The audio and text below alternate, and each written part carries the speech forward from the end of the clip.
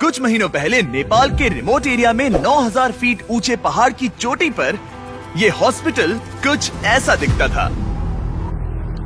इतनी दूर रहने की वजह से इस कम्युनिटी में बिजली नहीं है, मतलब स्थानीय डॉक्टर्स अच्छे मेडिकल इक्विपमेंट तक नहीं पहुंच पाते और अक्सर उन्हें सिर्फ टॉर्च और बहुत ही बेसिक टूल्स का इस्तेमाल करके अंधेरे में सर्जरीज और कॉम्प्लेक्स मेडिकल प्रोसीजर्स परफॉर्म करनी पड़ती हैं। बेहतर देखभाल की जरूरत पड़ने पर एक बेहतर मेडिकल फैसिलिटी तक पहुंचने में घंटों लग सकते हैं। इन प्रॉब्लम्स की वजह से कई मौत और मिसकैरेजेस भी हुए हैं। तो हमारे long term partners give power, जिनके साथ हम अपने पिछले 3 फिलैंथ्रोपी वीडियोस में काम कर चुके हैं, उन्होंने डैन और डैरेन को इस समस्या का हल ढूंढने में मदद करने के लिए खोलोग्विन की यात्रा पर चलने को कहा, जहां उनका धूमधाम से स्वागत किया गया पृथ्वी पर सबसे खूबसूरत जगहों में से एक में। पहली सुबह डैरेन की मुलाकात संजय नाम के एक स्थानीय गिफ्ट पावर इंजीनियर से हुई, जिसने उसे नीरा के बारे में एक दुखद कहानी सुनाई। उस गांव की एक महिला जिसने ठंड के मौसम में मेडिकल फैसिलिटीज और इक्विपमेंट की कमी के कारण अपने बच्चे को खो दिया था। उसे सबसे करीब के बर्थिंग सेंटर तक बारिश में चल के जाना पड़ता था और क्योंकि बर्थिंग सेंटर दूर था, इसलिए वो सेंटर तक नहीं पहुंच सकी और उसे बच्चे को खोना पड़ा। और सरकारी फंडिंग की कमी के कारण इस अस्पताल को कम से कम 2030 तक बिजली नहीं मिलेगी। अगर अस्पताल अच्छी बर्थिंग फैसिलिटी के साथ चालू होता तो फिर मामला पूरी तरह से अलग होता। डैरेन जानते थे कि हमें जल्दी कुछ करना होगा ताकि ऐसा दोबारा ना हो, तो वो मेलिसा से भी मिले, ग्रीन प्रोग्राम की फाउंडर, जो इस विशाल प्रोजेक्ट को पूरा करने में मदद करने के लिए ढेर सारे स्टूडेंट्स और वॉलंटियर्स को लेकर आई। जब मैं छोटी थी, मैं मलेशिया में अपने परिवार से मिलने गई। वहाँ मैंने पहली बार समंदर देखा और समंदर तट से जुड़ी चट्टानों को देखा और तब मुझे पहली बार यह एहसास हुआ कि अगर हमें लोगों को प्रकृति की खूबसूरती दिखाने का मौका मिले तो ऐसा करके हम उनके अंदर ऐसा भाव जगा सकते हैं कि जिनसे वो भी प्रकृति की रक्षा करना चाहे। तो हमने अनिवार्य रूप से दुनिया भर से ऐसे छात्रों को लिया है जो सच में अच्छा प्रभाव डालने की परवाह करते हैं और आने वाली पीढ़ियों का परिचय दुनिया की खूबसूरती के साथ कराने में सक्षम होना ऐसा तरीका है जो वाकई में दुनिया को बेहतर जगह बना सकता है। संजय और मेलिसा से मिलने के बाद डैरेन काम करने के लिए और भी ज्यादा इंस्पायर्ड हो गए थे। हम सोलर पैनल्स और बैटरीज लगा रहे थे ताकि अस्पताल को बिजली मिल सके। साथ ही इस कम्युनिटी की सेवा के लिए हम उन्हें इक्विपमेंट्स दे रहे थे, जिससे एक सेफ और मॉडर्न बर्थिंग सेंटर बन पाए। ठीक है, हम पहले दिन के लिए तैयार हैं। 3, 2, 1 फिलैंथ्रोपी। टीम काम पर लगने के लिए बेहद एक्साइटेड। ये कंप्लीट करने के बाद हम यहाँ पर खोदेंगे। चलो चले। पहले दिन के अंत तक टीम सारी खुदाई और वायरिंग का काम पूरा कर चुकी थी।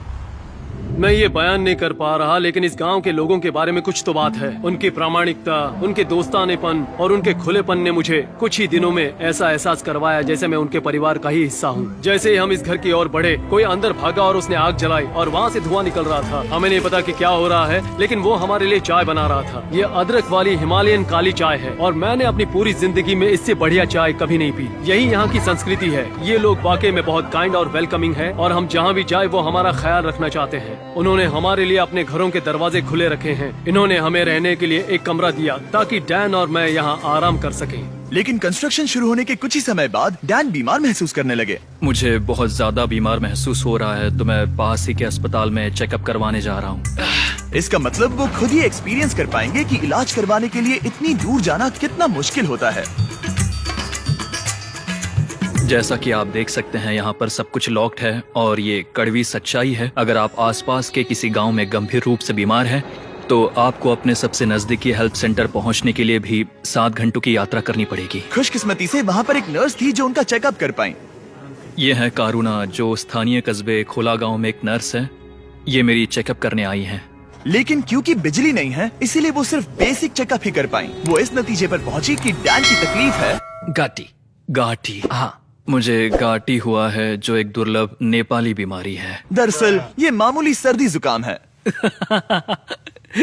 लेकिन इतने बड़े कम्युनिटी के लिए अक्सर इससे भी ज्यादा सीरियस केसेस होते हैं, जिनके लिए इमीडिएट और कॉम्प्रिहेंसिव ट्रीटमेंट की जरूरत होती है, जो कि अवेलेबल नहीं है। इस प्रोजेक्ट पर सब कुछ निर्भर था। टीम पहले से ही दबाव महसूस कर रही थी, इसलिए जब तक डैन आराम करता, टीम ने काम जारी रखा।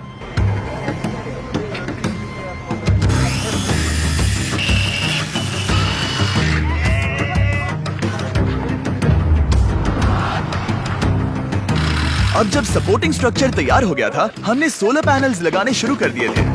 संभल के, हाँ, आराम से। टीम की कड़ी मेहनत के कारण हम स्केड्यूल के आगे थे, तो डैरन ने संजय के बारे में और जानने के लिए समय निकाला। जब मैं ऊपरी हिमालय में काम कर रहा था और उपकरणों की मरम्मत कर रहा था, तो हमें पता चला कि इस गांव में बिल्कुल भी बिजली नहीं है। और जब हम यहाँ पहुँचे तो मैंने देखा कि एक बच्चा सोया था और वहाँ एक लकड़ी के बॉक्स में आग लगाई गई थी। और मेरे दिमाग में अचानक आया कि इस तरह के उपकरण हम भी बना सकते हैं।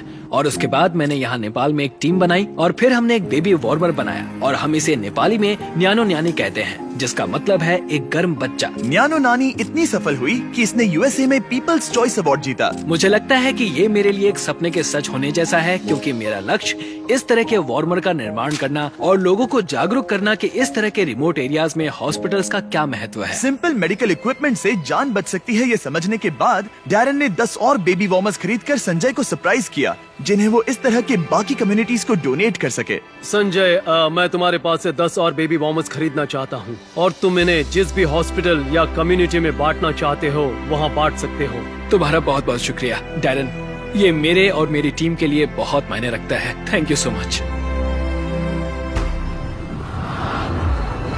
सिर्फ एक दिन बचा था, हम कंस्ट्रक्शन पूरा करने के बहुत करीब थे और पूरी टीम आखिरी सोलर पैनल पर साइन करने के लिए एक साथ आई।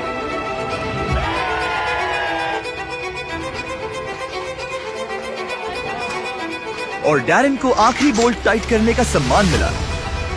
हमने मिलकर बिना बिजली वाली इस टूटी हुई बिल्डिंग को पूरी तरह से एक अस्पताल में बदल दिया, जो इस कम्युनिटी के 16,000 से अधिक लोगों की सेवा करेगा। मैं इस बात का बहुत आभारी हूँ कि हम यहाँ आ पाए और उन्हें एक उपहार दे पाए, जो इन लोगों के लिए और आने वाली इनकी पीढ़ियों के लिए एक सार्थक बदलाव लाएगा। अब रात होने के करीब है और समुदाय को सरप्राइज करने का समय आ गया है। मुझसे और इंतजार नहीं हो रहा। पहली बार लाइट को जल्दी देखने के लिए पूरा गांव अस्पताल के यहाँ इकट्ठा हुआ। सब लोग तैयार हैं? 3, 2, 1।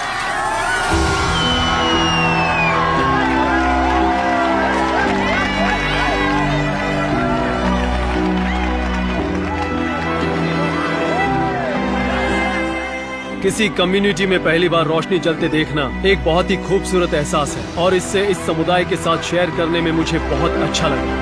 अगली सुबह संजय ने नीरा को वापस अस्पताल बुलाया ताकि वो उसे अपने बेबी वार्मर्स के साथ सभी नए इक्विपमेंट्स भी दिखा सके। आज उसके अंदर एक उम्मीद जागेगी कि जिस दौर से वो गुजरी, उससे किसी और को कभी गुजरना नहीं पड़ेगा। वो इस बर्थिंग फैसिलिटी के लिए बहुत खुश है। हमें पता चला कि भले ही वो नेपाल से हैं, लेकिन वो कभी एवरेस्ट पर नहीं गया और इस विशाल पर्वत को देखना हमेशा से उसका सपना रहा है। इसीलिए आखिरी सुबह हमने उसे एक सुनहरे मौके के साथ सरप्राइज करने का फैसला किया। हम एवरेस्ट के इतने करीब आए हैं तो वहाँ जाना तो बनता ही है। हम संजय को एवरेस्ट पर वहाँ तक ले गए जहाँ तक हेलीकॉप्टर हमें ले जा सकता है। हवा की कमी के कारण डैरन, डैन और संजय वहाँ सिर्फ 2 मिनट ही बिता सके, क्योंकि उसके बाद उन्हें ऑक्सीजन की कमी से हाइपोक्सिया हो सकता था। डैरन और मैं आज तक कभी एक साथ इतनी ऊंचाई पर नहीं आए हैं। मुझे तो यकीन ही नहीं हो रहा। एवरेस्ट को देखकर संजय भावुक होकर अपने घुटनों पर आ गया। मैं बहुत खुश हूँ। यहाँ आना मेरे लिए एक सपने की तरह था। अगर और वीडियोस देखो और अभी के अभी सब्सक्राइब करो, या तुम्हें लोगों की मदद नहीं करनी।